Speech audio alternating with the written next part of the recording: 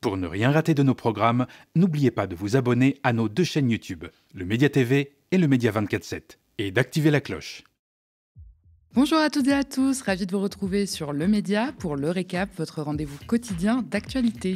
Du lundi au jeudi, on revient sur un sujet sans filtre et sans langue de bois. Pour ne rien manquer du récap, abonnez-vous à notre newsletter. Chaque jour, recevez gratuitement notre condensé d'actualité et toutes les nouvelles du média directement dans votre boîte mail. Rendez-vous sur lemediatv.fr/newsletter. Et c'est parti pour un nouvel épisode du récap.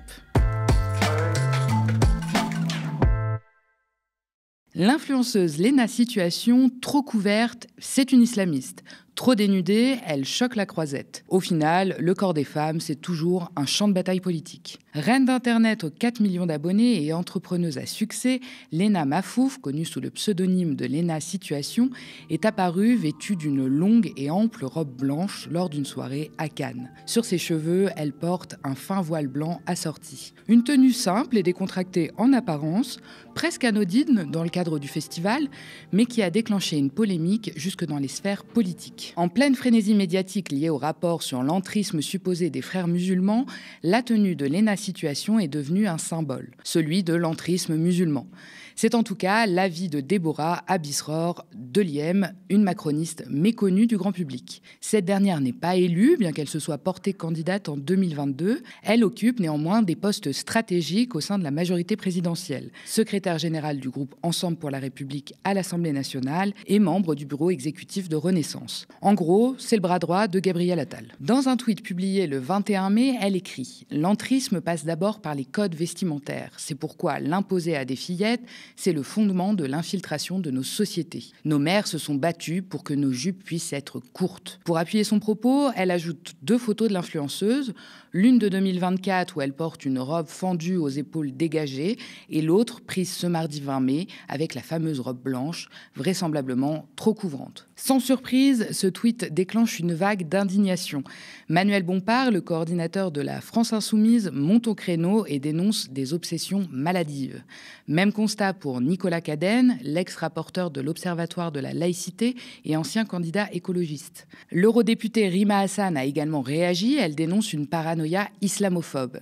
Elle ajoute « Non, les femmes ne se sont pas battues pour que nos jupes soient plus courtes, elles se sont battues pour qu'on ait le droit de s'habiller comme on l'entend, sans être réduite à un vêtement et à une apparence. » Les réactions politiques se sont accompagnées d'une avalanche de commentaires d'anonymes qui fustigent l'analyse de la macroniste en publiant des photos récentes de Léna Mafouf dans des tenues bien plus légères, pointant le racisme évident dont est victime la jeune femme d'origine franco-algérienne. Bizarrement, quand c'est Brigitte Macron ou Camilla Parker Bowles qui portent des robes longues et couvrantes, la Macronie n'y voit aucun symbole d'entrisme islamique. Malgré les centaines de réponses, la macroniste persiste et signe. Ce jeudi matin, elle en remet une couche sur X, probablement un peu grisée par la viralité de son propos. Déborah Abisror Deliem écrit en réponse à Manuel Bompard « Je parle de codes vestimentaires, de trends sur les réseaux sociaux tels que le modest fashion.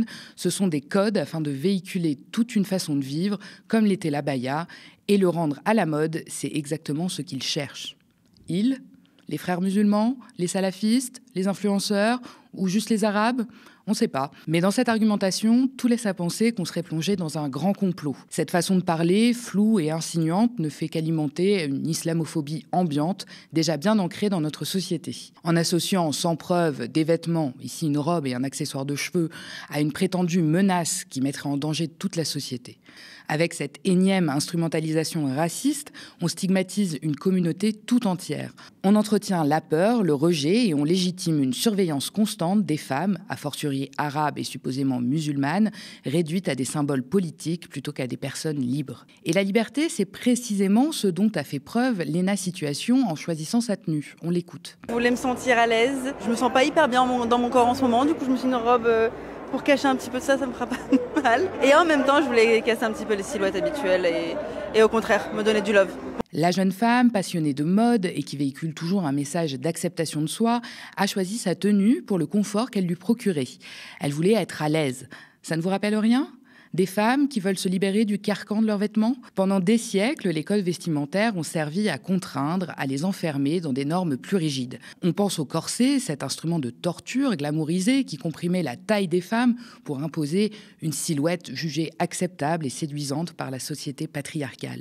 Se libérer du corset a été un acte féministe, un cri de révolte contre les injonctions à se conformer à un idéal impossible. En 2025, on espérait que les femmes puissent enfin s'habiller comme elles l'entendent, sans avoir besoin de faire valider leur tenue par des représentants du pouvoir en place. Dans une autre réponse à Rima Hassan, cette fois, Déborah Abisror de Liem soutient qu'elle n'accuse pas Léna Situation d'entrisme. Encore une fois, c'est la terre entière qui comprend mal le macronisme. Elle dénoncerait les codes vestimentaires qui pullulent sur les réseaux sociaux, je cite, pour les rendre ensuite acceptables par la société. En ligne de mire, la tendance modeste, souvent assimilée à tort à une forme de mode islamique. Pourtant, comme l'explique Sabrina Parnanzone, fondatrice de la Paris Modest Fashion Week, c'est un mouvement porté par des femmes qui ont envie de s'habiller de manière plus couverte que ce que propose l'industrie mainstream. Et c'est bien là que réside le cœur du problème, l'amalgame. Si la mode modeste puise en partie ses inspirations dans les traditions religieuses, et pas seulement musulmanes, elle est aujourd'hui le choix assumé de femmes qui veulent simplement du confort, de l'élégance, de la liberté dans un monde saturé d'injonctions à en montrer toujours plus. Mais dans la bouche de certaines responsables politiques, cette démarche devient suspecte. C'est une manière insidieuse de transformer des préférences personnelles en signaux d'alerte, comme si se couvrir devenait un acte subversif, voire de menace pour la République. C'est là tout le paradoxe. Alors qu'on exige des femmes qu'elles ne soient ni trop provocantes, ni trop pudiques, on leur dénie dans tous les cas le droit à la nuance, à la complexité, à l'ambiguïté. On leur dénie le droit de choisir pour elles-mêmes. Vous vous comportez comme les talibans qui prétendent dire aux femmes comment elles doivent s'habiller ou ne pas s'habiller, dénonce à juste titre le député LFI Antoine Léaumont. On ne le dira jamais assez, imposer une tenue aux femmes, qu'elles soient plus ou moins couvrantes, n'est jamais un bon signal. Encore moins un acte féministe. C'est toujours une manière de leur rappeler que leur corps ne leur appartient pas totalement, qu'ils restent soumis au regard, à l'ordre, aux injonctions, qu'elles soient religieuses, politiques ou sociales. Le contrôle des vêtements féminins, qu'ils viennent des talibans ou d'une élite républicaine déguisée en gardienne des valeurs laïques, procède de la même logique. Celle qui fait du corps des femmes un espace à réglementer, à surveiller, à punir. La vraie liberté ne consiste pas à dicter un style ou à disqualifier un autre, elle consiste à laisser une femme choisir pour elle-même, sans peur d'être réduite à un symbole, à une menace ou à une caricature. Du haut de ses presque 5 millions d'abonnés sur Instagram, Léna Situation n'est pas une femme maghrébine comme les autres. À 27 ans seulement, elle a été consacrée par le magazine Forbes comme la plus puissante influenceuse luxe du monde. Depuis peu, elle a même sa statue au musée Grévin. C'est une femme racisée, privilégiée, un statut dont elle a pleinement conscience. Elle s'en est même d'ailleurs entretenue avec Élise Lucet. On l'écoute. Et donc c'est une fois que la conversation a pu être ouverte avec tout le monde, avec les réseaux sociaux, que des minorités, on peut dire mais excusez-moi, ça va, on vous dérange pas, on est complètement invisibilisé depuis des années. Et enfin, il y a des paroles qui se retrouvent. De la même façon que moi, je peux me retrouver aujourd'hui sur des campagnes publicitaires sans faire un 32 et sans être une blonde aux yeux bleus. Oui, mais alors donc du coup, tu y fais hyper attention pour ta marque aussi. J'imagine que c'est important. J'ai pas du tout envie de reproduire un schéma qui a, je pense, complexé toute ma génération. Moi, je peux le faire, mais j'ai une toute petite échelle. On est une mini-marque. Ce qui compte vraiment, ça va être les grandes enseignes, ça va être les grosses marques. Il faut se dire aussi, Élise, qu'il y a cette notion maintenant de quota. Je peux me retrouver aussi sur une campagne parce que je vais ramener le côté diversité. Mais il faut, ok, je suis une femme maghrébine, mais je suis une version maghrébine acceptée par la publicité en France. Je pense vraiment que si j'étais une femme voilée avec, je sais pas, peut-être des traits plus ce que pensent les Français être rebeux, j'aurais pas du tout les mêmes opportunités que j'ai aujourd'hui. Parce que il faut aller encore plus loin. Alors c'est bien que j'ai ma place aujourd'hui, mais c'est pas suffisant. Pourtant, quand on observe l'ampleur et la virulence des attaques que subit Léna Situation, on ne peut que mesurer l'ampleur du combat encore plus rude auquel font face les femmes racisées moins visibles, moins médiatisées et surtout moins protégées par les projecteurs et les réseaux. Celles-ci sont souvent exposées à des formes de discrimination, d'injonction et de violence bien plus sévères. Leur corps est une cible constante, un terrain de contrôle et de manipulation où choisir sa propre image peut coûter cher, souvent dans le silence coupable de la société tout entière. Ironie cruelle, après avoir été accusée de servir la soupe aux islamistes avec une robe trop couvrante, Léna Situation s'est vue reprocher dès le lendemain une tenue jugée trop dénudée. En 24 heures, elle a traversé les deux extrêmes de l'obsession sociale pour le corps des femmes. Cette année, le Festival de Cannes a serré la vis sur le dress code, nudité interdite, traîne trop longue bannie et tenue trop volumineuse proscrite. Fini l'audace vestimentaire, place à la tenue correcte exigée, avec un règlement devenu encore plus rigide, mais essentiellement pour les femmes, comme toujours. Les robes transparentes ou trop suggestives n'ont plus leur place sur le tapis rouge. Les organisateurs appellent à la décence. Les esprits malins diraient qu'ils plaident pour plus de pudeur. Mais cette pudeur-là ne semble pas déclencher les foudres politiques. Les tenues des femmes sont constamment instrumentalisées. Trop couvertes, elles sont suspectes. Trop dénudées, elles sont inappropriées. Dans les deux cas, elles deviennent l'objet de fantasmes, d'obsessions, de polémiques. Tout sauf de choix personnels.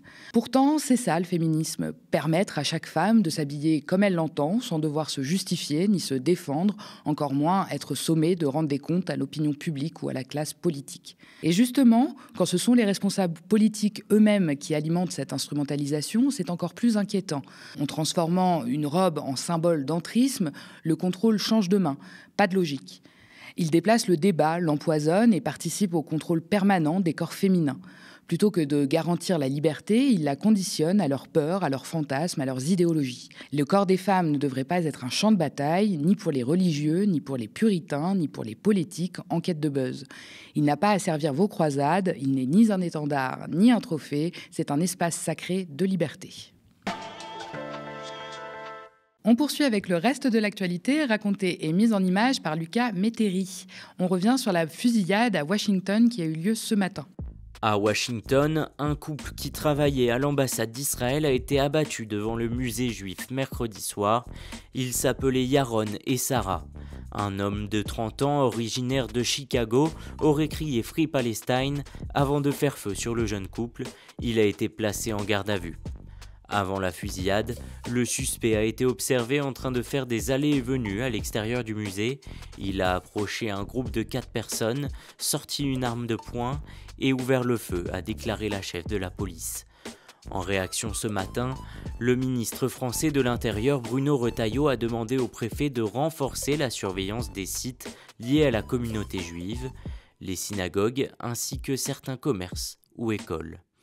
Emmanuel Macron a lui aussi évoqué une attaque antisémite après avoir adressé ses condoléances aux familles.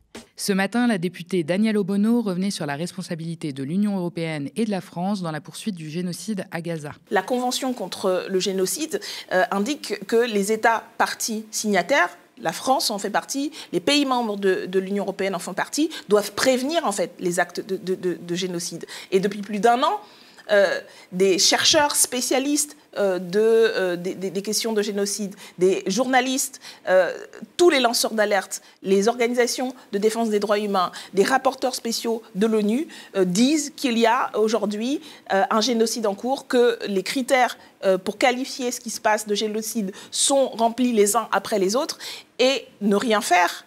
D'une part, c'est permettre que ça se passe, mais on n'a pas que rien fait, y compris des investigations ont montré que la France continuait à envoyer, alors que les bombardements avaient commencé, alors que le processus génocidaire avait commencé, à continuer à envoyer du matériel qui permet à l'armée israélienne de composer des armes, etc.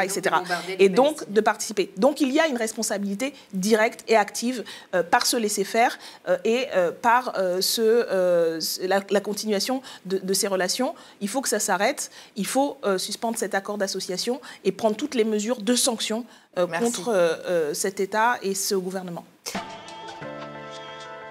On revient sur l'affaire du collège Stanislas. Des inspecteurs dénoncent une intervention de la numéro 2 du ministère de l'Éducation dans la conclusion du rapport. Devant la commission parlementaire consacrée aux violences à l'école, 4 membres de l'inspection générale ont reconnu que Caroline Pascal, directrice générale de l'enseignement scolaire, a écrit la lettre concluant le rapport sur l'institution Stanislas, un courrier qui irait à l'opposé de ce rapport et qui blanchirait l'établissement des accusations de sexisme, d'homophobie et d'autoritarisme qui pesaient sur lui.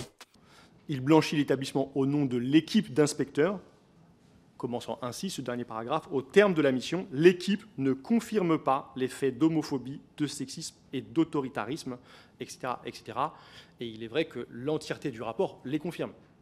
Confirme de l'homophobie, de l'autoritarisme et du sexisme. C'est donc là la responsabilité directe de la chef de l'inspection générale, Caroline Pascal, qui est posée. Le problème, c'est que cette modification est faite sans l'accord des inspecteurs, mais en leur nom. Si je suis ici aujourd'hui, c'est parce que j'endosse totalement le rapport, mais parce que je n'endosse pas cette lettre de transmission.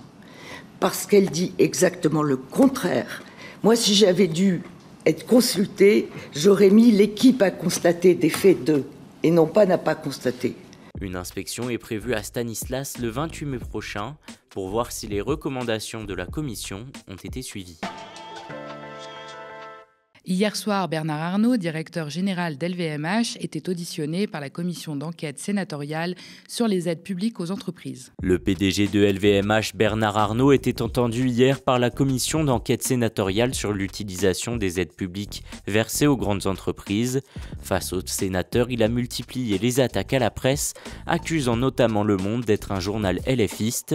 Il répondait alors à des accusations d'évasion fiscale, puisque Le Monde avait révélé la présence de LVMH dans les scandales LuxLeaks et Paradise Papers. Merci d'avoir regardé cette nouvelle édition du Récap. N'hésitez pas à nous laisser vos impressions en commentaire si vous nous regardez sur YouTube ou via email si vous nous regardez à la télé. Continuez à nous soutenir et abonnez-vous à partir de 5 € par mois ou devenez même sociétaire de notre coopérative. Rejoignez-nous dès maintenant sur soutenez.lemediatv.fr. Abonnez-vous aussi à nos 2 chaînes YouTube, le Média TV et le Média 24/7 pour ne rien rater de nos nouveaux programmes. Très bonne soirée sur le Média.